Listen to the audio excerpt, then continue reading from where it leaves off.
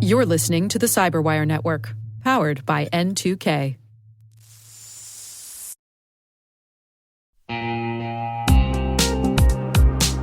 Identity architects and engineers, simplify your identity management with Strata.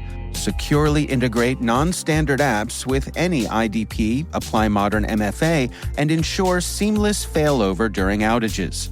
Strata helps you avoid app refactoring and reduces legacy tech debt, making your identity systems more robust and efficient. Strata does it better and at a better price. Experience stress-free identity management and join industry leaders in transforming their identity architecture with Strata. Visit strata.io/cyberwire, share your identity challenge, and get a free set of AirPods Pro. Revolutionize your identity infrastructure now.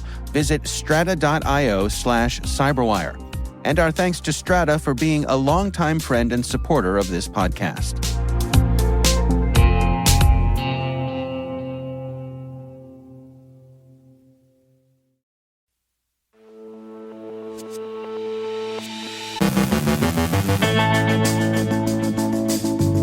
Deep firmware vulnerabilities affect chips from AMD. CISA warns of actively exploited Cisco devices. Solar inverters are found vulnerable to disruption. Iran steps up efforts to interfere with U.S. elections. The UN passes its first global cybercrime treaty. ADT confirms a data breach. A long-standing browser flaw is finally fixed. Crash reports help unlock the truth. Rob Boyce of Accenture shares his thoughts live from Las Vegas at the Black Hat Conference. And these scammers messed with the wrong guy.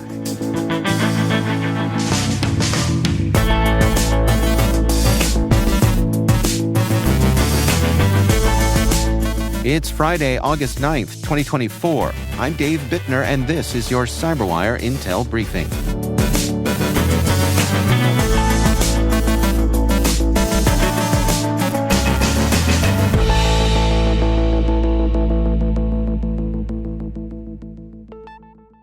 Happy Friday, everyone, and thank you for joining us here today.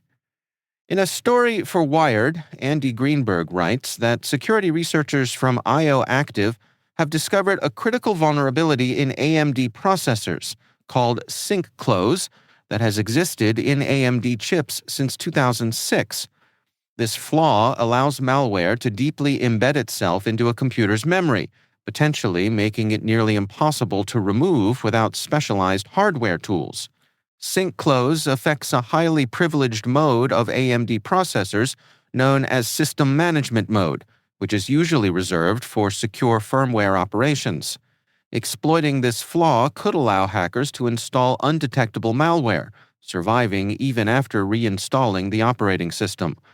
Although exploiting sync close requires prior deep access to a machine, the vulnerability could be particularly dangerous if used by sophisticated attackers. AMD has acknowledged the issue and released some mitigations, but complete fixes are still forthcoming. The researchers emphasize the importance of patching affected systems quickly, as the flaw could significantly compromise the security of millions of devices worldwide. CISA has warned organizations about threat actors exploiting improperly configured Cisco devices, specifically targeting the legacy Cisco Smart Install feature. Malicious hackers are acquiring system configuration files, which can lead to network compromises. CISA noted the continued use of weak password types on Cisco devices, making them vulnerable to password cracking attacks. Additionally, Cisco disclosed critical vulnerabilities in their end-of-life small business SPA IP phones, which can be remotely exploited but will not receive patches. The global electricity network's integration with rapidly expanding solar power infrastructure and Internet of Things creates a complex and potentially vulnerable system. Key components like inverters and controllers are essential for converting solar-generated power and maintaining grid stability. However, recent research by Bitdefender has uncovered serious vulnerabilities in the SolarMan and D solar inverter platforms, affecting millions of installations and exposing 195 gigawatts of global solar capacity to cyber threats. These vulnerabilities could allow attackers to hijack solar systems, disrupt electricity generation, and even destabilize entire power grids. Given the critical role of these devices in balancing supply and demand and the increasing reliance on solar energy, robust cybersecurity measures are essential to safeguard grid stability and national security. Iran is intensifying efforts to interfere in the 2024 U.S. elections, according to a recent report from Microsoft. Iranian hackers are conducting spear phishing campaigns, targeting high-ranking political figures, and laying the groundwork for fake news campaigns. Microsoft identified 4 different hacking groups involved, with one group attempting to breach the accounts of a former presidential candidate and a current campaign official. The influence operations are focused on stirring up controversy, especially in swing states, and have included creating fake news sites targeting both liberal and conservative audiences. These operations appear to follow a pattern of Iran's later-stage election interference compared to other countries like Russia. Microsoft warns that some groups may escalate to more extreme actions, such as inciting violence, with the goal of undermining election integrity and creating chaos. The United Nations has passed its first global cybercrime treaty, initially proposed by Russia, establishing a legal framework for cybercrime and data access. The treaty, adopted unanimously by the UN's Ad Hoc Committee on Cybercrime, will go to the General Assembly for a vote in the fall, where it is expected to pass. Despite the treaty's significance, it has faced opposition from human rights organizations and big tech companies due to concerns over provisions allowing cross-border access to electronic evidence and potential misuse of surveillance powers. Critics argue that the treaty lacks strong human rights safeguards, potentially enabling increased surveillance and undermining digital trust. The treaty marks a milestone in global efforts to address cybercrime. American building security company ADT confirmed a data breach after threat actors leaked customer data on a hacking forum. The breach involved unauthorized access to ADT databases, exposing limited customer information, including email addresses, phone numbers, and postal addresses. ADT quickly responded by shutting down the access and launching an investigation with cybersecurity experts. The breach affected a small percentage of ADT's 6 million customers, but there's no evidence that home security systems, credit card, or banking information were compromised. A long-standing security issue affecting major web browsers, Chromium-based browsers like Chrome and Edge, WebKit browsers like Safari and Mozilla Firefox, has finally been addressed.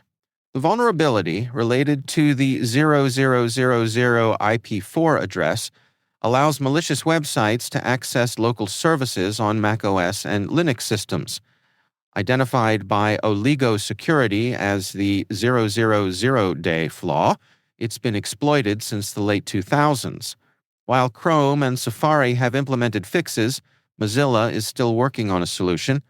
The issue highlights the need for better security mechanisms like private network access to prevent external sites from reaching local host services, a change that browsers are now gradually adopting to close this loophole and enhance cybersecurity. When a bad software update from CrowdStrike caused global chaos, Windows computers started showing the infamous blue screen of death. As confusion spread with rumors and misinformation running wild, Mac security researcher Patrick Wardle knew exactly where to find the truth: crash reports from the affected systems. Wardle, despite not being a Windows expert, was intrigued by the situation and turned to crash reports to uncover the real cause. While some others speculated about Microsoft being at fault, Wardle's deep dive into these reports revealed the true culprit long before CrowdStrike made an official announcement. At the Black Hat Security Conference, Wardle shared his findings, arguing that crash reports are an underutilized goldmine for uncovering software vulnerabilities. He presented multiple examples, including bugs in Apple's macOS and the analysis tool Yara, all discovered by simply examining crash reports. These reports, available on most operating systems, can provide developers and security professionals with invaluable insights.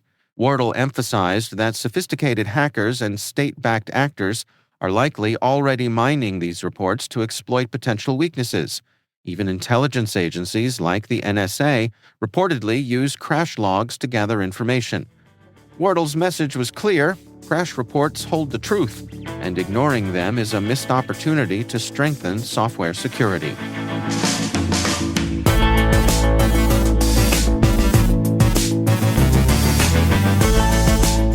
Coming up after the break, my conversation with Rob Boyce from Accenture with his thoughts live from Las Vegas at the Black Hat Conference. Stay with us.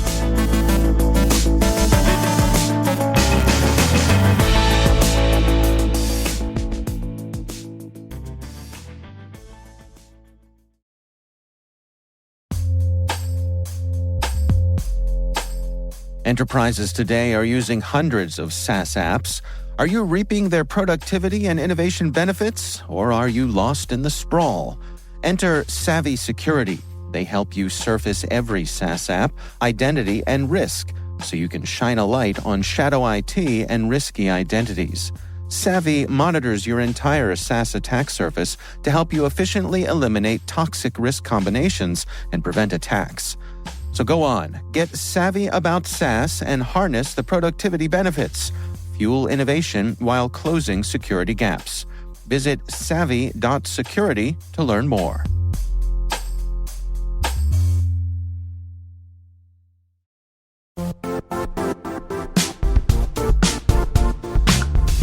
The IT world used to be simpler. You only had to secure and manage environments that you controlled. Then came new technologies and new ways to work. Now, employees, apps, and networks are everywhere. This means poor visibility, security gaps, and added risk.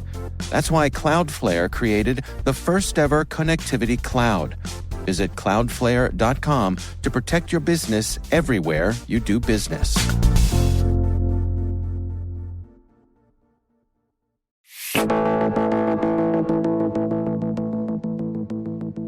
And it is always great for me to welcome back to the show Robert Boyce. He is the Global Lead for Cyber Resilience and Senior Managing Director at Accenture Security.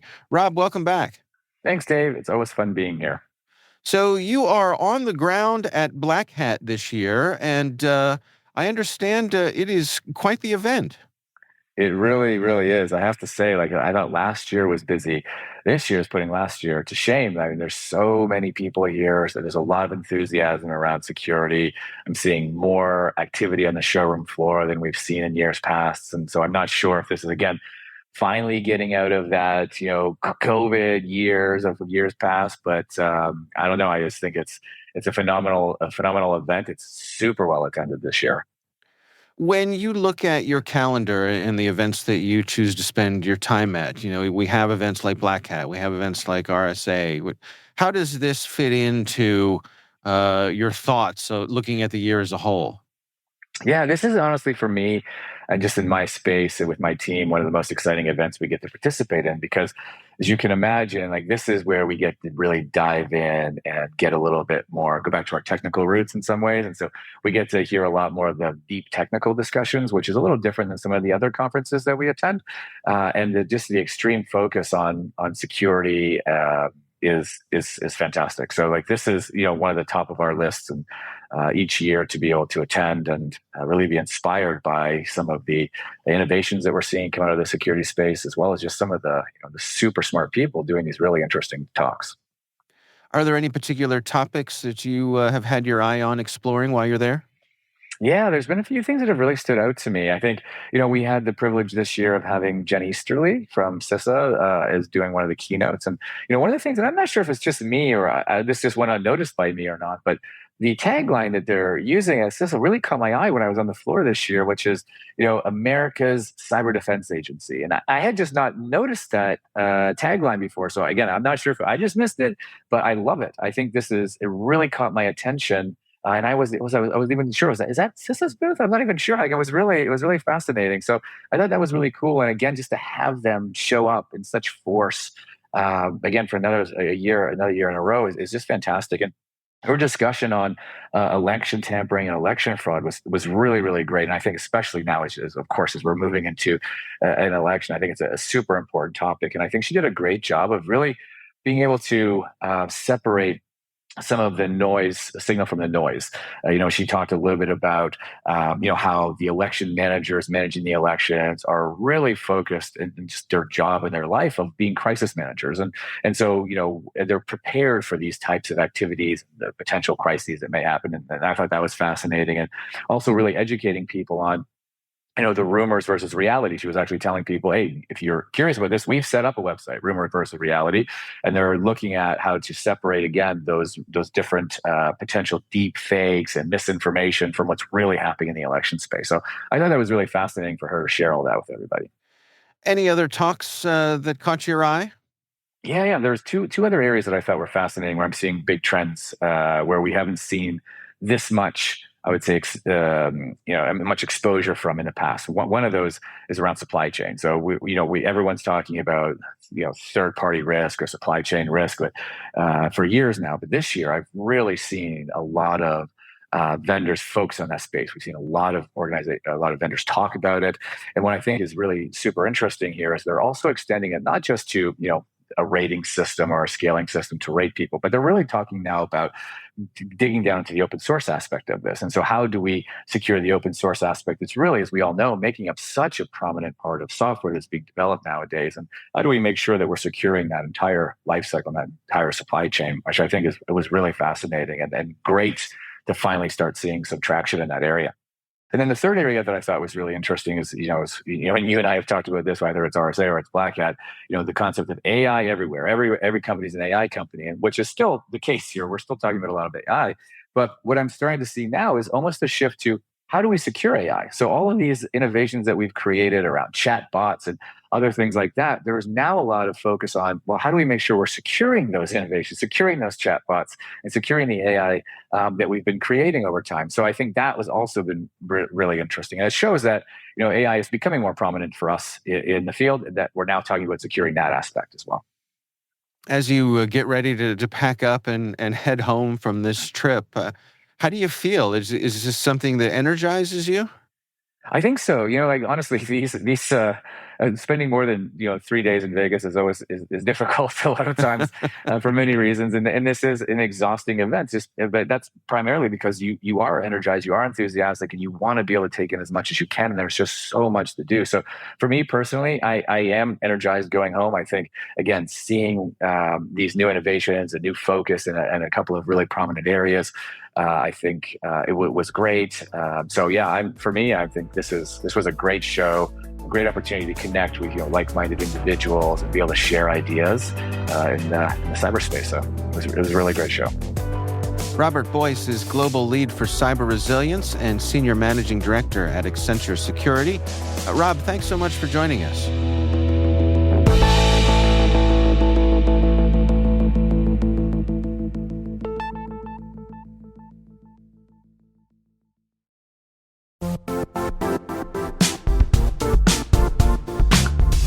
Quick question.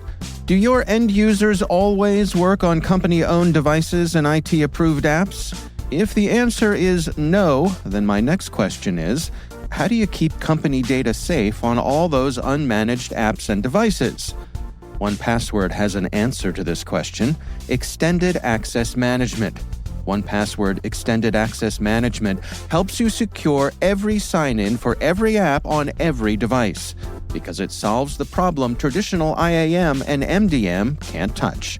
Check it out at onepassword.com/XAM.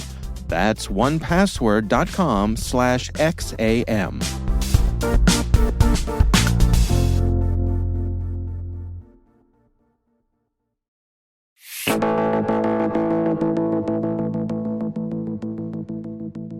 And finally, it all started with a simple, seemingly harmless text. Your USPS package needs more details. Click here and enter your credit card info. But when this scam text landed on the phone of Grant Smith's wife, the scammers unknowingly poked the wrong bear. A seasoned security researcher with a bit of free time after the holidays, Smith wasn't about to let this slide. When his wife inadvertently entered her details, Smith decided to take matters into his own hands. What followed was a high-tech game of cat and mouse.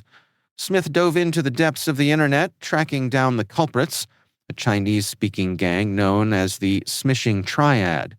These bad actors were running a massive scam operation, duping people into handing over their credit card information. But Smith wasn't just any victim. With the skill set of a cybersecurity pro, he hacked into the scammers' systems, uncovering their secrets like a detective flipping through a villain's diary. He found their weak spots, sloppy security, default passwords, and vulnerabilities galore, and exploited them to gather crucial evidence. With over 438,000 stolen credit cards and 50,000 email addresses in the scammers' database, Smith had his work cut out for him, but he wasn't about to let the Smishing Triad get away. He handed everything over to USPS investigators and a major U.S. bank, helping to protect countless victims from fraud. In the end, the scammers learned a hard lesson. Messing with Grant Smith's family was the biggest mistake they could make.